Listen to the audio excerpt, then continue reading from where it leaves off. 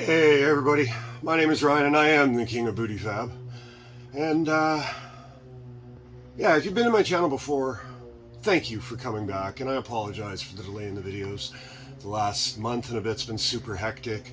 We had some pretty important family stuff we had to deal with, and my girl Bella had an entire litter of puppies, so the last month has been absolutely hectic. Taking care of her and the puppies, getting some stuff cleared up in life so that I can focus on stuff that's much more fun. So yeah, I'm back at the car today. I'm so happy. I'm so glad to be at the car today. When I came back from my buddy's shop, back to our fab, I brought back an entire box full of parts. I've got carburetors, I've got link brackets, I've got the flanges for my carbs, I've got all my bolts, I've got bag brackets. I got a whole lot of stuff to put into this thing. So we're gonna tear into this thing right now. We're gonna get back at the videos, and we're gonna make some stuff happen. I still want to see this drive this summer. If you haven't yet, do me a favor, subscribe to the channel. It would really help me out. Like the video, share it around, drop me a comment, do the whole YouTube thing. I love every minute of this entire experience. And you know what, I've been gone long enough. I'm probably rambling. Let's just get at it. Well, I'll show you guys all the brackets before I start cleaning these up, putting them on the frame, the axle. I've seen the CAD models for a lot of this stuff. This is starting at the back. These are actually going to be my inner upper links. These are my lower links off the bottom of the axle tube. Axle bag brackets. This is the frame side bag brackets. This is the upper. It's going to sit on top of the frame. I build a lot of this stuff with slots in it. That way I can just clean it up, fold it in half. 2 tacks the brackets on the frame, super quick. This is the inner half of the frame side bracket, which I'm actually going to use bushing sleeves to go through the frame. You don't want to just clamp down on box frame. But this is triangulated 4-link using all those Jeep control arms that I've salvaged. And that's going to be the whole package in the back. Now for the front, it's more of the same. This is the frame side brackets. See, we got upper and lower. Upper here, the lower is another one of those spring sleeves or bushing sleeves. That'll go through the frame. Nice and clean, simple. This is driver side bracket. Bolts down to the U-bolt plate. These pieces key into here. Brace folds down. Super quick again. More of the same on the passenger side, except this one has a piece on the front that folds down for our panhard bar, frame side panhard bar bracket. And then if we move further out, this is the frame side bracket for the airbag, and this is the assembly that's actually going to cantilever the bag. It's basically a control arm for the bag. Arms will go up. This is all in CAD drawings in an older video. Stuff that you haven't seen is, at least I don't think I've shown it on video. This is actually parts for my pedal box. Now what this is going to be is, oh, let's pull this out. This is actually the base plate for it. You can see it all folds up. Now, here's where we can see 3 master cylinders. We have a clutch, and we have dual brake masters. Use it with a balance bar like a Willwood setup, and that allows me to change up the bore front and rear, split up the system. I like the universal master cylinders in this case. And once this is all folded up, I mean, we've got gussets everywhere. This all goes in there. These are my pedal uprights, which they're gonna go on tubes in here. I got it all drawn up in CAD. It's pretty slick.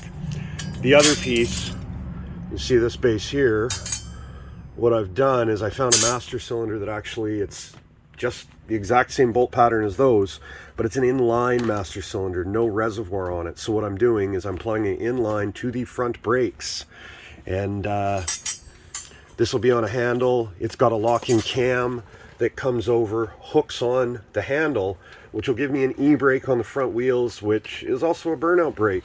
Pretty slick setup, but inside of here, I'm not doing clutch or throttle cables on this car. I'm actually going to run a bell crank setup with hard linkages up through the cowl. This is actually the center for my belt crank. I spent a ton of time drawing this up in CAD. It looks super complicated on the ground here, but I'll edit in a clip right now.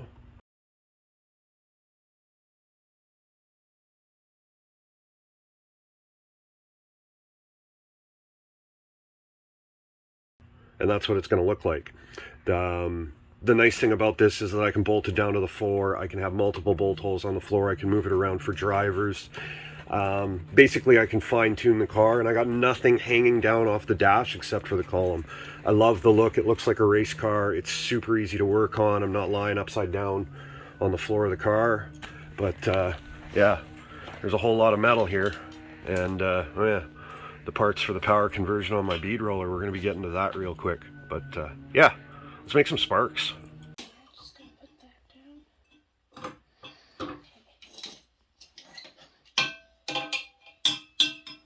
Oh, I think I moved it. I'm not very good at this.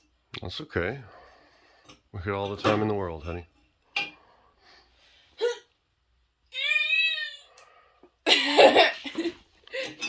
Oh, okay, I'll squeeze. Line it up. But it's okay. And you.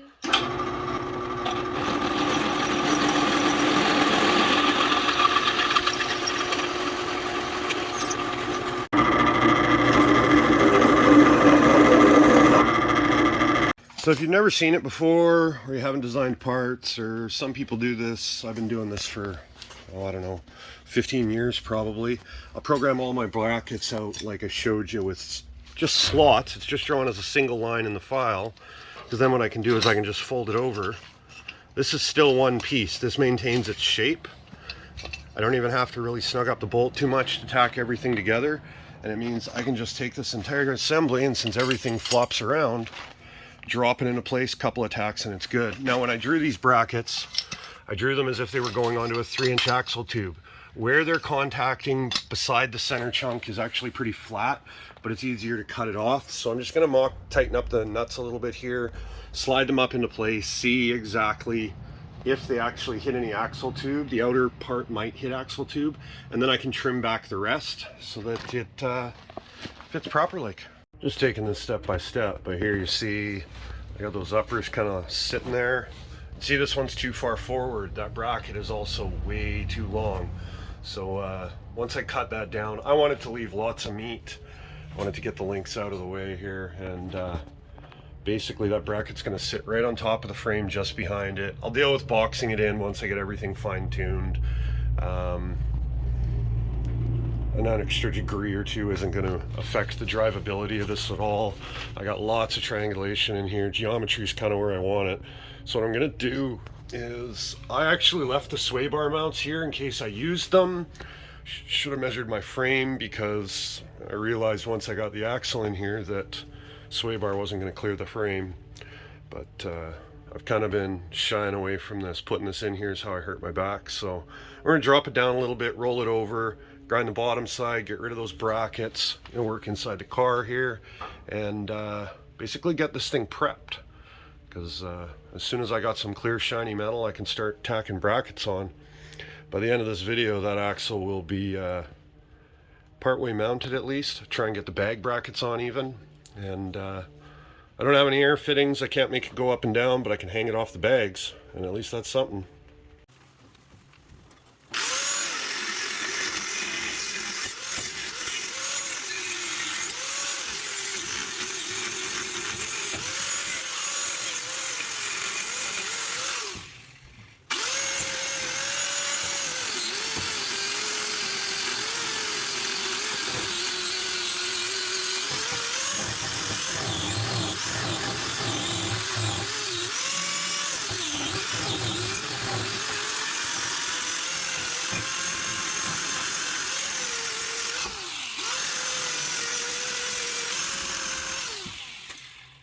So here's the thing. I'm building this on gravel. My frame table is a pallet. It's blocked up by 2x4s. This isn't exactly the most precise form of measurement. So what I've done is I've measured from the back of the axle tube off the rear cross member of the frame. I know the frame was straight when I built it. I've measured from the backing plates out here to the inside edge of the frame. I made sure that number matches side to side, that number matches side to side, and this is where we're going to tack in the links. Now, it's not quite at ride height. The diff actually needs to go down another, say, inch. It'll give me 4 inches of ride height, which for cruising around on the street is going to be just fine. But if I drop any more here, I don't have wood to support it. So I'm ballparking my pinion angle. Everything here is just getting tacked into place. I'm not burning anything in, especially with this little 110 on flux core. So we're tacking it in. When I get it into a shop that's got 220 meg, I'll pull the axle, I'll burn the whole thing in. But what I'll do first is I'll get it up to ride height, I'll air it up. I can cut the tacks on the upper link brackets or the lowers, and I can rotate the diff to set the pinion angle for ride height. That's where I'm most concerned about it. I'll set my ride height at 4 inches up or 5 inches up, and that's what it's going to be. So for now, we're just going to focus on getting it all bolted together, tacked together, bolts in, basically so that I need a block underneath the axle, and this thing's not going to walk all over the place. I can actually bolt tires onto it, and they'll all hold up. So that's where we're at. That's what we're going to do. Let's make some more sparks. So I trimmed back this mounting bracket, and this is why the mock-up stage is so important. Obviously, I built a lot of this car in CAD. However, I built a lot of this car on the fly as I go, and because of that, my brace is right about where my link mount needs to be.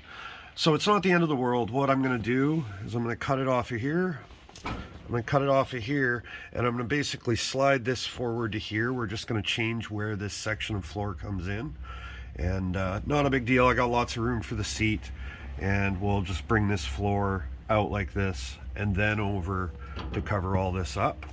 But I can't do the link until I trim these back. So I'm going to cut off some of my work that I've done on the floor already, get that mount moved back, and well, I might just let it float for right now. It's got support everywhere else. But yeah, I'll cut this out and we're going to start bolting this thing up.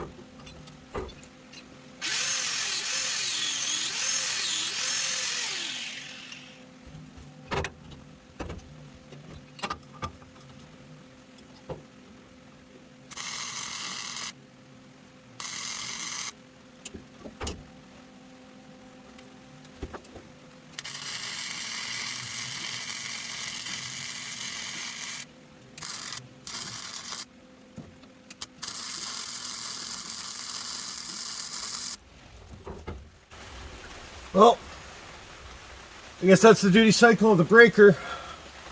Just go in and reset that now. I'll be back. I was actually starting to worry.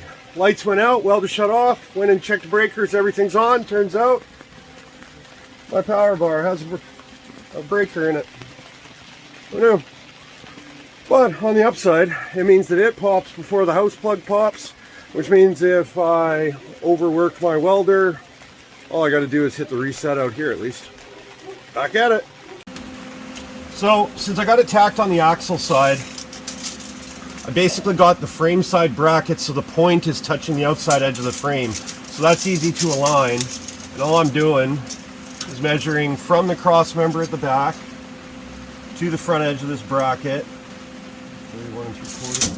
And make sure they're the same side to side. I don't have any adjustability in these links, so the closer I can get it, the better off it's going to be. And that's closer than I can visibly read on a tape measure. So I'm going to flip the ground over to the frame, and we're going to stitch weld these down quick. Get a few more good tacks up here. It sucks tacking 3/16 with the 110 because it just doesn't penetrate as well as I want it to, but this is what I've got here, so this is what I'm working with, guys. I mean, everything I'm doing here, anybody could do in their driveway. So I'm going to get these tacked on, and that way I can start marking out the lowers, because I've got to punch holes in the frame for the lowers to go. And yeah, I got to see where they line up first.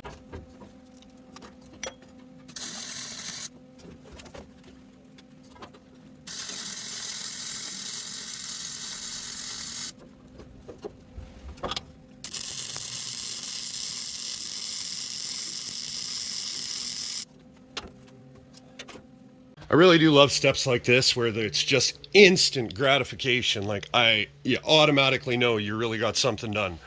Because now we've got upper links. I got lots of triangulation. Here, I'll grab a view from the top side here. See, looking in from the back, down from the back window here, you can see like you need 40 degrees of triangulation total to locate the axle. You don't want to go too overkill, but you want enough. Bushings instead of heims helps a little bit. They'll actually resist. But I did this in another video. You guys if you haven't seen the CAD video where I designed all the suspension, go back in the listings here. I swear it's back there somewhere. But yeah, we've got those in. So the next thing is going to be go under here. Down underneath that arch is where the lowers are going to go, both sides. And they're actually going to run on the inside edge of the frame. They've only got 1/2 of a bracket, and we need some bushing tubes, which is exactly what these are. Now, these are just 3-inch long. They're 3/4 OD, half ID. These came in some universal bushings. This is the same bushings that I'm using for my motor mounts. They're, by size, they're Chevy rear leaf spring bushings, you know, square body Chevy type stuff. The bushings we're getting, they come from China with quarter wall tubes that the bushings go into, and they come with a 9/16 sleeve and a 1/2 inch. So whenever I don't use one of the sleeves, I save them for projects like this, because I went through my pile. I got 2 rear links, 2 front links that got to go through the frame. Yeah, well, I do have 4, one's on the ground. And it just happens that I had 4 tubes. So saves me having to buy some DOM for this. Okay guys, now here's the thing. If I was building this on a frame table and I was 100% convinced that everything was perfect, the next step would be to punch my hole in the frame, mount this bushing tube through the frame, push the sleeve through the frame, weld it in, set my lower link angle, be done. However,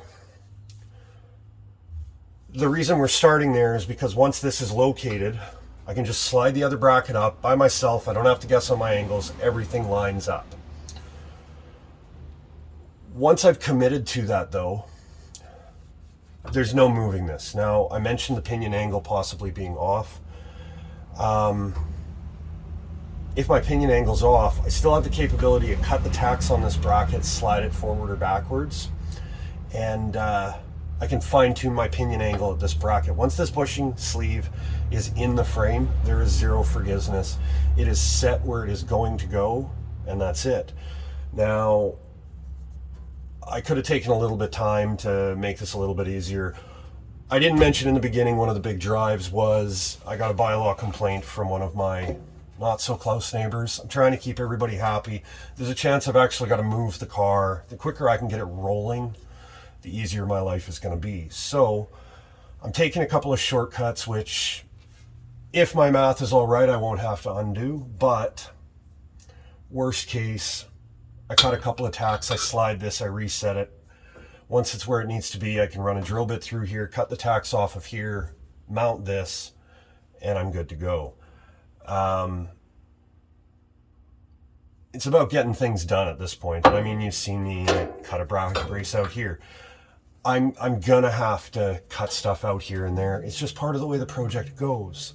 So what I've done to make this easy side to side, I didn't want this specifically sitting on the ground, so I've spaced it up with a piece of 3/16 and dropped from something else.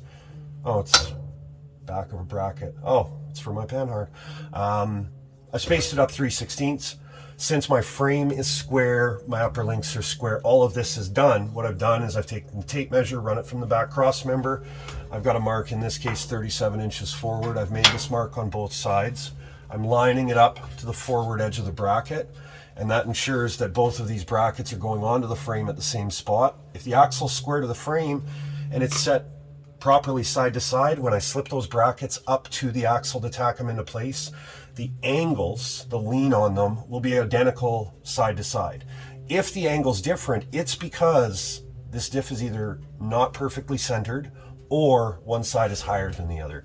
But I can literally tack this, tack that, tack the frame side, and on the last one there, double check. If my angle is exactly the same, I tack it into place, and I am confident everything is where it needs to be, at least for now. Also means that I can jack it up, put a block in there, put some rollers on this, and the back of the car will roll. As soon as it's ready to roll, I can start tacking up bag mounts, make this thing go up and down.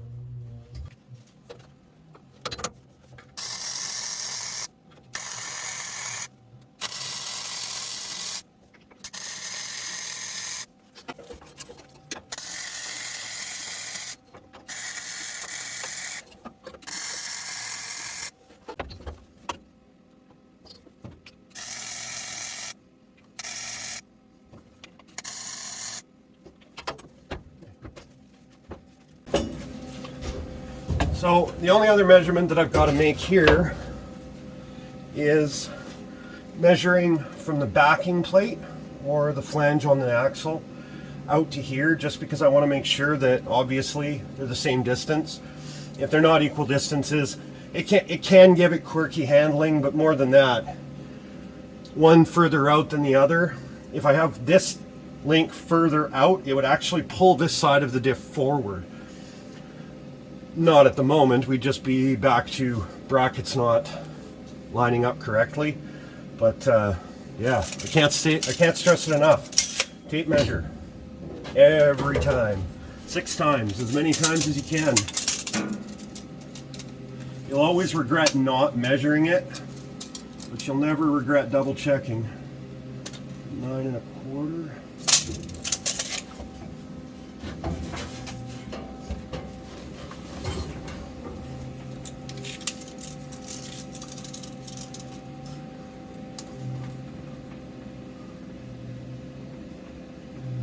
Nine 1/4.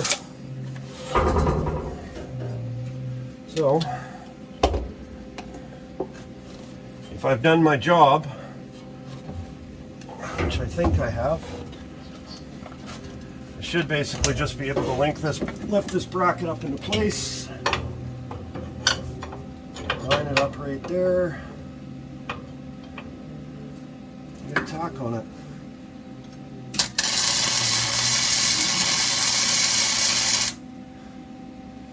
Tack the other side.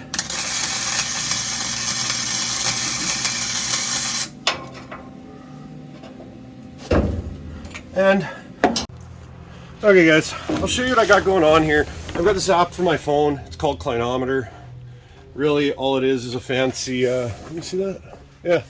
All it is a fancy digital angle finder.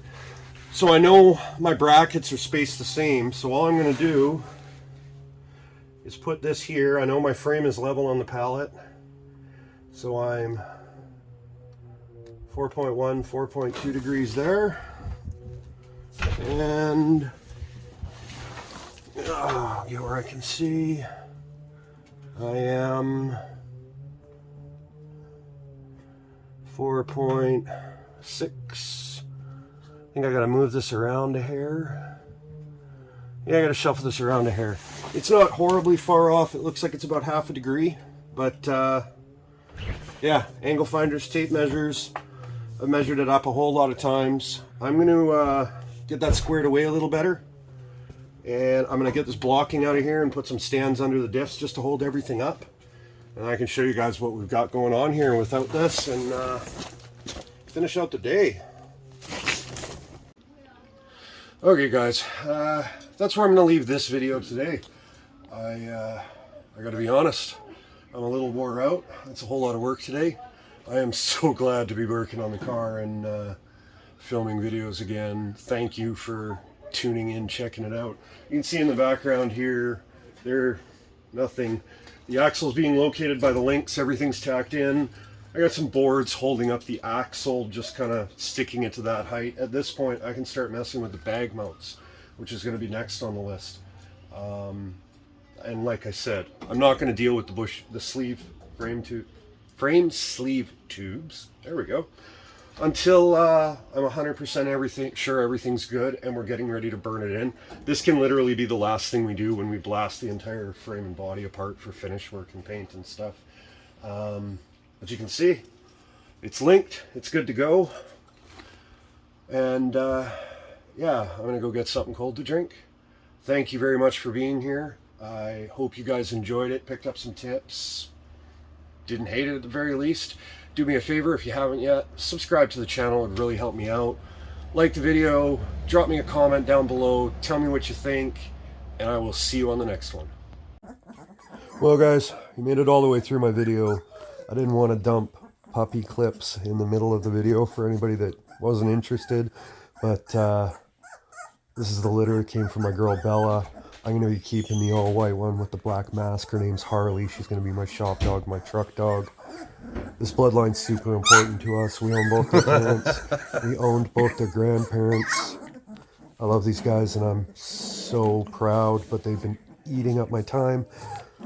Not eating up so much time now, so I get to play with them when I'm done in the shop, and I get to get out there and work on my car and make some videos. Have a great day, guys.